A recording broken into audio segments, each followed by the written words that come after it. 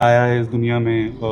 मैं शुरू से ये मानता था, हम सब आपस में भाई ये सब मानते थे कि एक दूसरे की मदद करने के लिए आए। जीवन ये है, इस दुनिया में सबको सत्य सुनने का जितना इच्छा है, लेकिन जब सत्य बोलो तो रिश्ते दूर होते रहते हैं, प्यार दूर हो जाता है। लेकिन सत्य की चाह उतनी है, लेकिन सत्य बोलते ही सब हट जाता है। ऐसा जैसे किसी ने श्राप दे दिया और खत्म हो जाता है इंसान। वो ना कर्म कर पाता है, ना अपना काम कर पाता है। थोड़ा सा अगर वो मजबूत हृदय रहे तो सत्य भगवान है, उसका साथ वो केवल भगवान देते हैं। संसार असत्य में लगा हुआ है, इसलिए यदि सत्य में चलोगे तो तुम्हारा पक्ष कोई लेने वाला नहीं मिलेगा, लेकिन वो पक्ष लेगा जिसके पक्ष लेने मात्र से सब पक्षपाती बन जाएंगे। जा पर कृपा राम की हुई, ता पर कृपा करे सब कोई। हाँ, थोड़ा सा व्यवहार में आपको कटुता मिलेगी, सत्य बोलना, सत्य चलना, लेकिन वो परमात्मा जब प्रसन्न हो जाएगा तो सब आपको नमन करेंगे, क्योंकि सत्य को कहीं ना कहीं आदर दिया जा रहा है। नहीं, यहाँ लोग क्यों आते हैं? एक विचार करो, सत्य के लिए ही तो आते हैं ना। संत महात्मा जो भी ये सत्य मार्ग के हितोपथिक हैं, तो आप जैसे आए